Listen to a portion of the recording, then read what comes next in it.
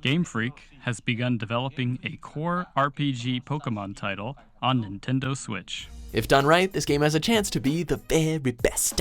Welcome to WatchMojo.com, and today we'll be counting down our picks for the top 10 things we want to see in the upcoming Pokémon game for Nintendo Switch.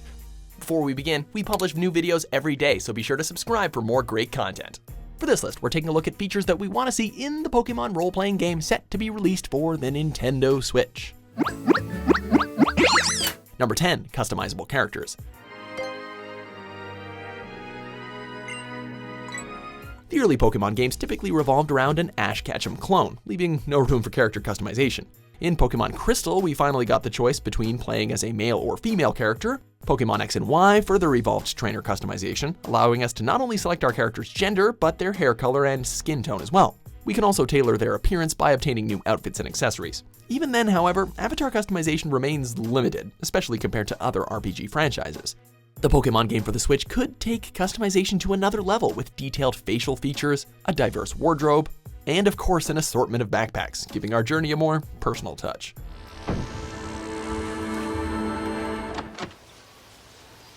Number 9, every Pokémon. Catch 'em, gotta catch 'em all.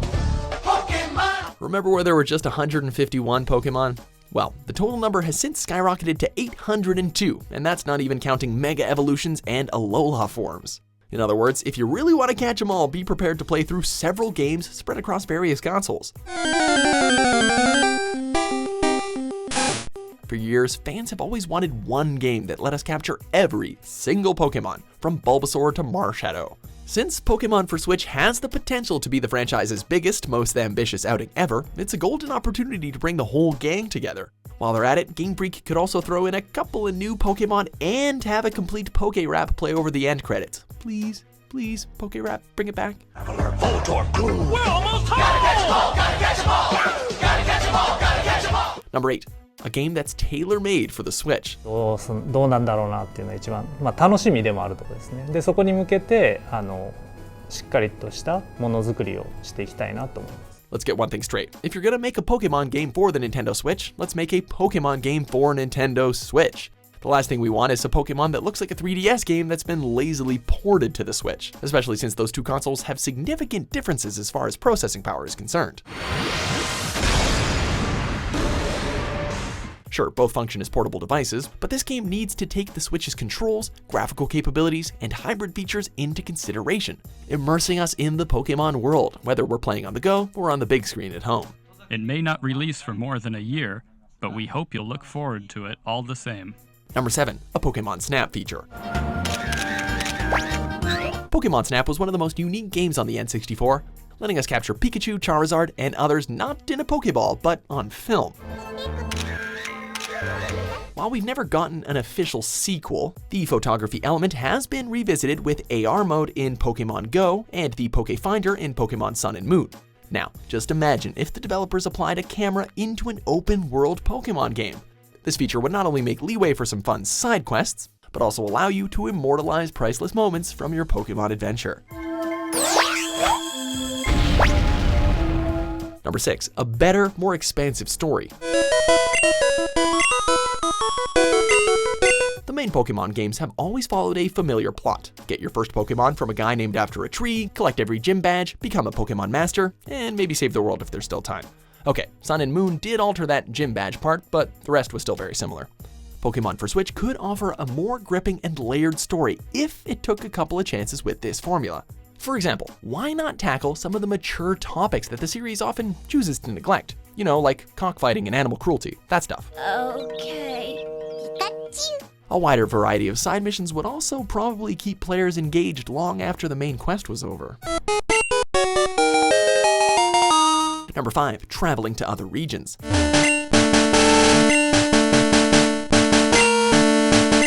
Gold, Silver, and Crystal are almost universally considered to be the greatest Pokémon installments ever.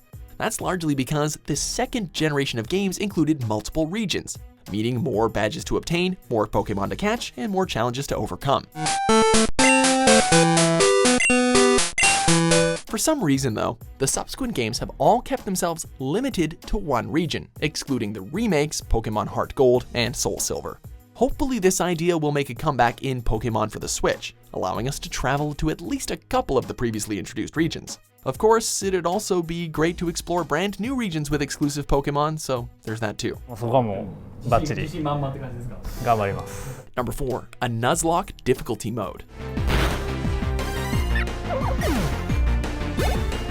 A common complaint with many Pokemon games is that they lack a certain something for players in search of a challenge. Granted, Pokemon Black 2 and White 2 made an effort to up the ante with the key system. Turning off XP share can also technically increase the difficulty too. Hardcore Pokemon masters, however, prefer to follow the fan-made Nuzlocke challenge, which offers a set of rules to make matters a little more interesting. For example, players have to release their Pokemon if it faints and can only capture the first Pokemon they encounter in each area. Also, if you're going to include this mode, make sure to include incentives for undertaking the challenge, like having Pokemon to be exclusives to only that mode. Don't just make it difficult just to be difficult, you know? Don't worry. I'll just tell all the other Pokemon that you're on a trip, and you'll come back someday, maybe. Number 3, soft online interaction with other players. You need a friend to train with. Interaction with other trainers has been a core part of the series since the very beginning, though at the same time, other games have offered unique ways of interacting with other players without having to be online at the same time. Take Dark Souls, for example, which allows you to leave hints for other players, or Nier Automata, which allows you to recruit other players' avatars as NPC allies. You see where we're going with this? We'd like to have an opportunity to meet other players in NPC form and battle them. It'd be a great way to retain the illusion of online interaction when you're playing the Switch on the go or away from your internet connection. Meanwhile, I'll stand watch for the giant Pokémon to appear at my lighthouse again. Number 2, complete the gyms and challenges in any order. Another problem that fans have with Pokemon games is their relentless hand-holding. After nearly 2 decades, we really don't need any more lengthy tutorials. Just throw players into the Pokemon world and let them go. Speaking of freedom, it's about high time that Game Freak ditched the linear narrative. Instead of visiting each gym in a fixed order, how about letting us complete them in any order we want? Forget about that, Ash.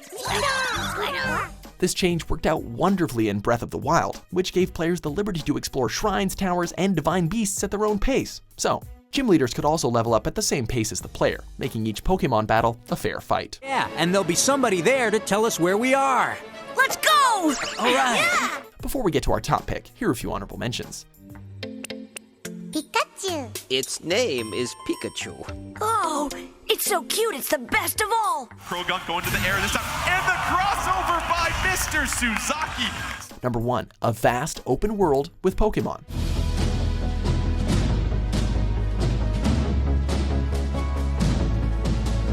We know we just brought up Zelda Breath of the Wild, but right now it's the gold standard for adapting a franchise to the Switch.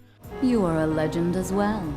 If Game Freak is going to deliver an awesome Pokemon title for the Switch though, using Hyrule as a reference point is a great start. Breath of the Wild created such a grand, large-scale open world that it practically felt alive, and this upcoming Pokemon game deserves similar treatment. Above all else, the Pokemon in this game need to be immersed in their environment.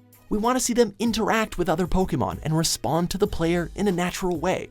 This would make for a truly engaging experience, transporting us to the Pokemon world like never before. That's a big Pokemon. So size does matter.